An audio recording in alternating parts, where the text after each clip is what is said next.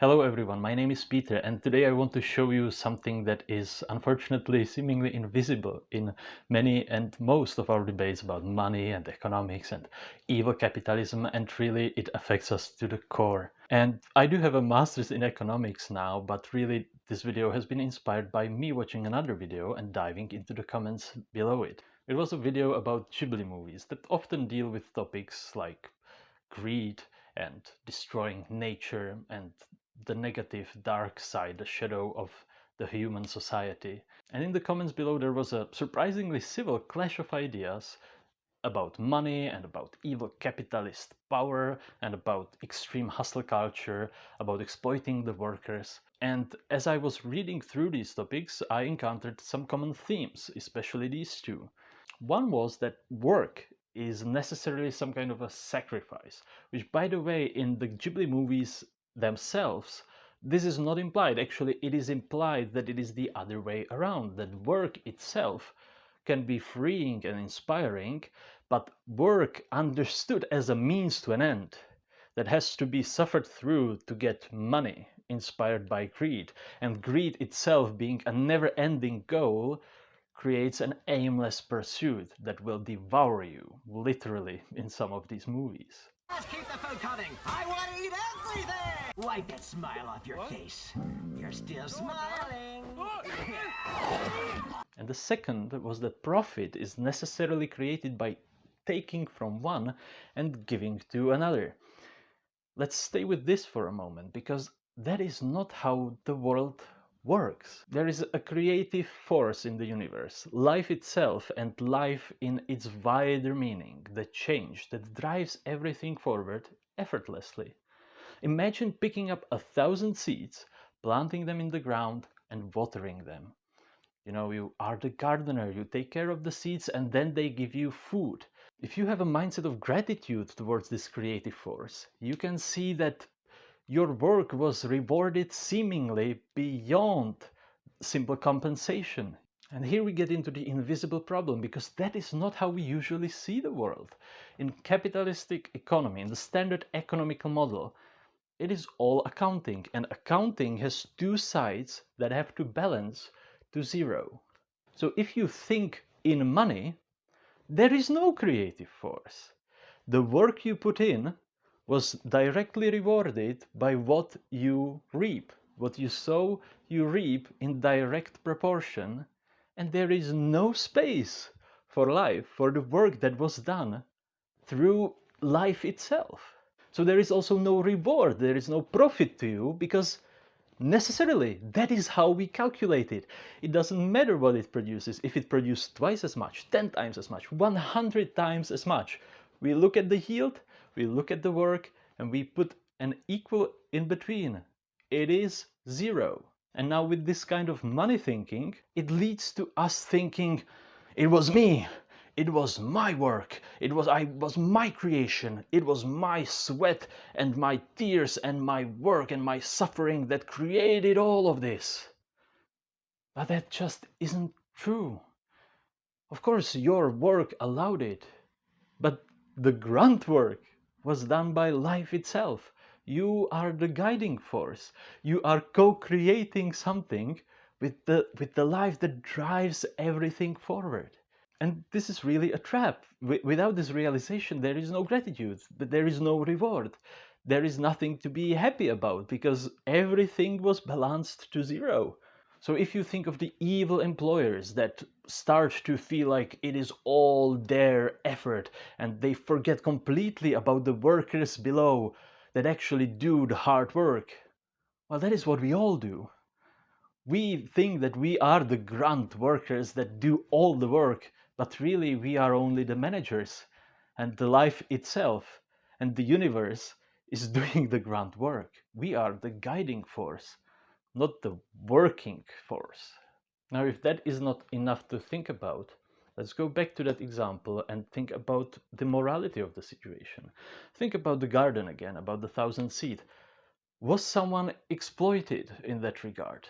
Now, this is, again, similar to a person who has a company with 1,000 workers. If no one is exploited and everything flows, all is good. If not, Why do the people go there? Why are the 1,000 workers working? Because they have to? Because they are not free? If the manager forgets about the people below and thinks it's all him, that's really bad. The gardener or the manager should understand that he is nothing without the people working for him. But at the same time, why are the people working there? Because they are not free to do something else? This is another invisible part of this discussion. Where does this non-freedom come from? People give all kinds of reasons for what they need, for what is necessary to survive, but it changes vastly from even a decade to decade, let alone 100 years to 100 years. So where is this notion of no freedom coming from? Because when a person comes into this world, they are by nature completely free. They have no ideas about having to do something. But over time, these ideas are burned into their minds, usually already by their parents. And this is where we get into the discussion of actually resisting the evil powers of the rich and powerful that people sometimes think. The parent or the influencing factor can either say, you are born free to explore and live in this world. You be the creator, but stay humble with the world and its people. Go and expect to thrive. Or they can say, you have been born into a world of slavery in which you are a pawn and a servant to the rich and powerful. Be very, expect to be subservient and suffer. Funnily enough, people seem to think that this other negative way of looking at the world is some kind of resistance to the rich and powerful. But if the rich and powerful are the evil, then you are simply doing their work for them. You have resigned to the reality that they are creating, and you have condemned yourself to servitude through a belief that you cannot escape. It is the belief of freedom that fundamentally creates the reality of freedom over time. It is the prison of your mind, as the Wachowski brothers have said in The Matrix.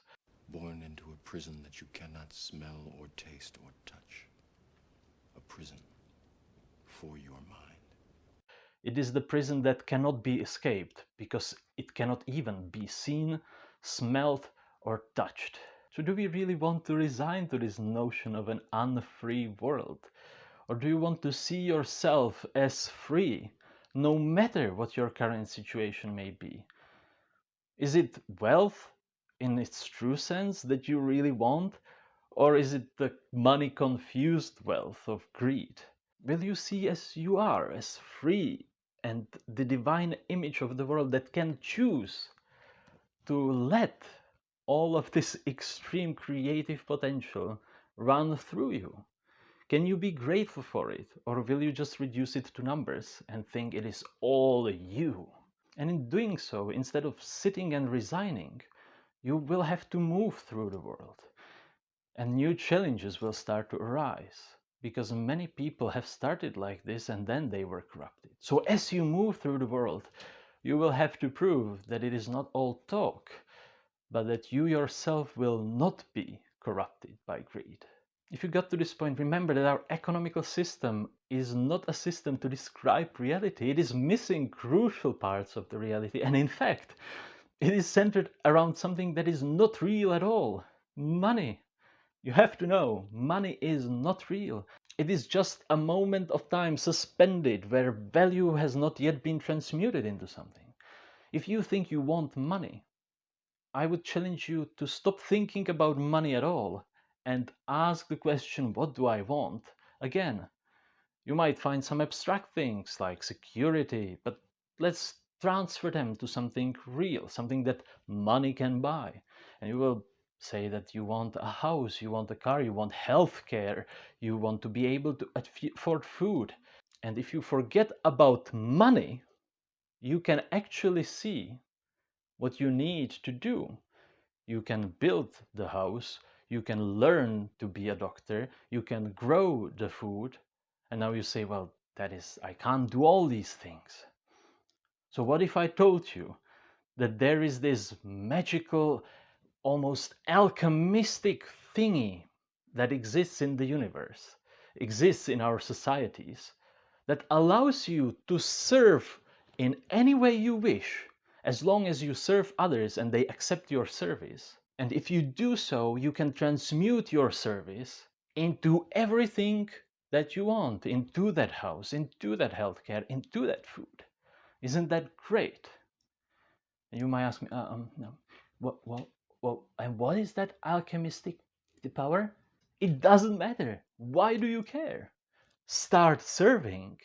And as this crazy energy starts coming to you, I can assure you that it's not so difficult to transmute it into that house, into that healthcare, or anything else.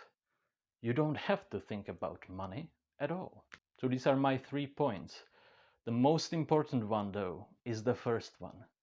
Our economical system, our view of the world in terms of money, does not describe the reality of creation. If you can see the creation that is not captured by money, you might see God. You might see the benevolence of the universe, or you may see nothing like that at all. You will say that, well, it is just something that happens that does not require any gratitude. But even so, it exists. It exists and it does almost everything. You are only here in the guiding chair.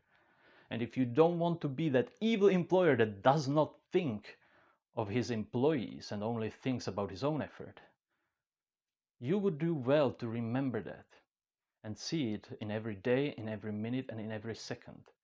Because not only is it true, not only will that keep you humble, but at the same time, it will open up the whole creative energy that exists. This has been Pete. I hope you enjoyed the video, and I'll see you very soon. Well, you will see me very soon. Cheers and bye-bye.